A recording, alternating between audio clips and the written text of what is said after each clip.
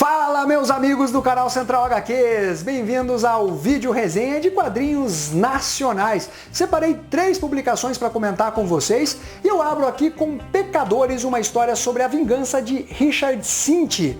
Material que eu gostei bastante, publicação encadernada, tem um bom acabamento gráfico, capa cartonada, tem até aqui ó, um desenho na página, no final também.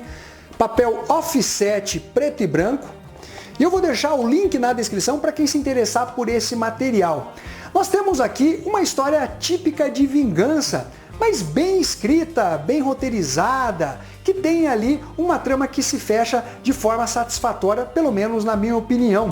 O Richard Cinti parece se inspirar bastante em Frank Miller, até na condução da história, com a narrativa em primeira pessoa do protagonista, lembra a série Sin City, do Frank Miller.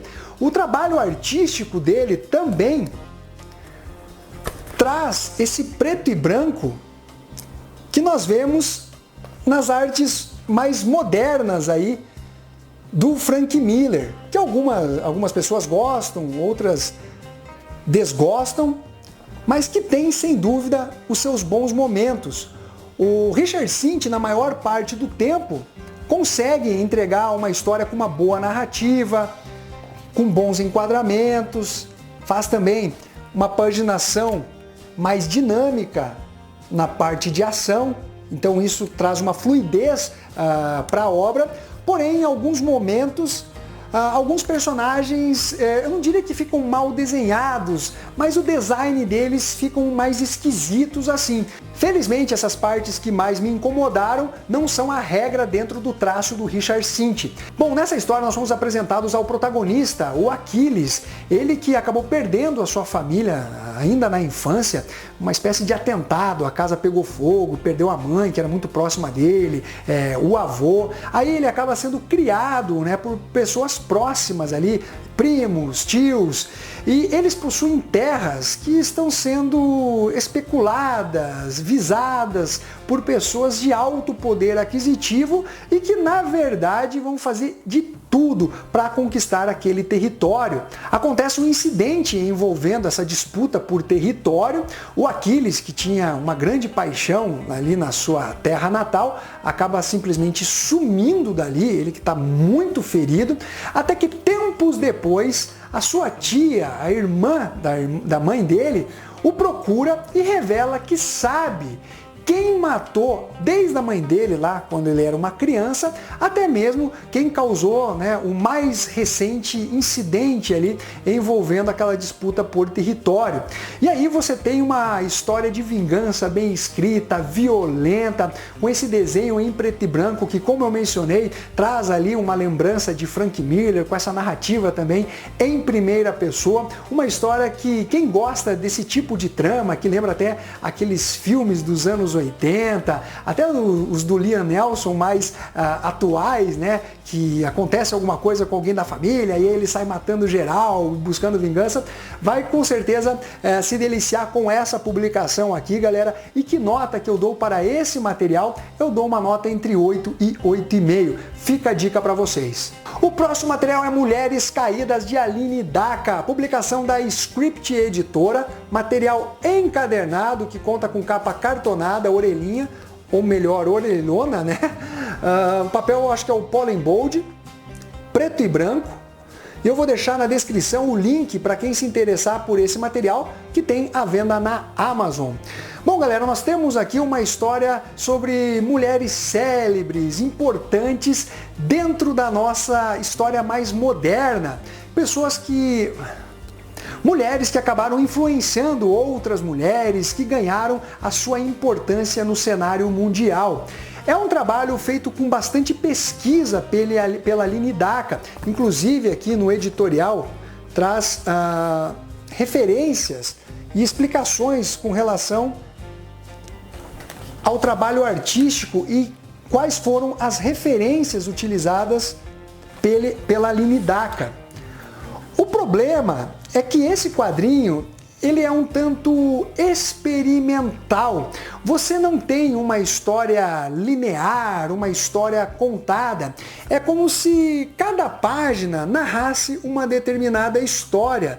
E talvez eu não tenha o conhecimento necessário com relação às partes que são mencionadas e referenciadas dentro da publicação, mas assim, algumas não fizeram muito sentido para mim.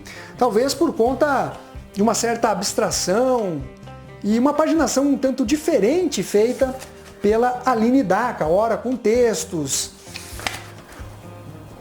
ora aqui com imagens mais conhecidas.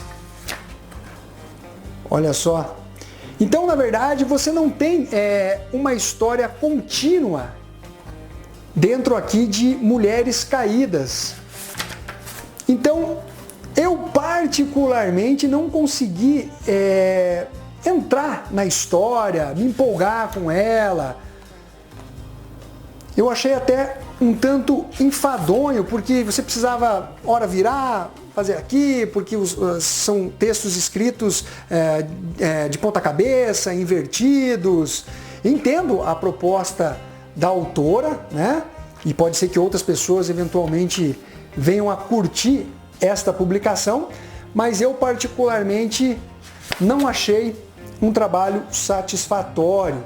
Então, que nota que eu dou para Mulheres Caídas da Script Editora? Eu dou a nota 6. Para finalizar, a Lâmina Azulada de Luiz Carlos Souza e arte muito boa de Rafael Dantas. Uma publicação encadernada num formato um pouco menor do que o americano, conta com capa cartonada, orelhinhas aqui, papel offset preto e branco. Vou deixar o link na descrição para quem se interessar por esse material, que tem o preço de capa de R$20. Bom, galera, nós temos aqui uma história que se passa no sertão nordestino, mas que traz elementos aí da mitologia grega, como o barqueiro que leva as almas, Excalibur do rei Arthur, uma história que tem elementos típicos brasileiros, e é interessante como é feita a construção e o desenvolvimento da história, dessa história, mesclando, né, mitologia grega com a cultura inglesa e também, né, algo muito brasileiro, que é o sertão nordestino. Os autores, se eu não me engano, são lá do Ceará. Bom, nessa história nós vamos acompanhar a jornada de um cangaceiro. Já no início ele faz uma negociata ali com o barqueiro que leva as almas, e a história ela é desenvolvida trazendo histórias curtas dentro da publicação, que se passam em momentos diferentes da vida do protagonista. E essas histórias elas vão explicando acontecimentos anteriores, motivações do protagonista em relação ao próprio desenvolvimento da história. Porém, são tantas historinhas curtas assim, que ainda que estejam obviamente interligadas, elas acabam atrapalhando um pouco na dinâmica, e como elas dão saltos, né, na vida do personagem, eu em alguns momentos fiquei um pouco perdido. Então a narrativa, né, de Lâmina Azulada, ela acabou em alguns momentos ficando um pouquinho travada, faltou um certo dinamismo ali para deixar tudo mais leve durante a leitura. Agora, em relação à arte, meus amigos, Rafael Dantas desenha demais. Tanto você batendo o olho, né, você já olha e fala que arte legal, muito bem detalhada, como na própria narrativa, nos enquadramentos, na paginação. Você percebe que o cara tem um total domínio do que está fazendo aqui. E é um traço realmente bonito. Uma arte final bem acabada. Uma publicação muito bem desenhada aí pelo Rafael Dantas. Em suma, galera, que nota que eu dou para a Lâmina Azulada? Eu dou a nota entre 7,5 e nota 8. Bom, galera, então é isso daí. Essas foram as resenhas dos quadrinhos nacionais desse mês aí de janeiro de 2022. Eu espero que esse vídeo tenha sido de alguma utilidade para vocês. Dá uma conferida nos links, caso vocês tenham se interessado por essas publicações. Um abraço para todos vocês e fui!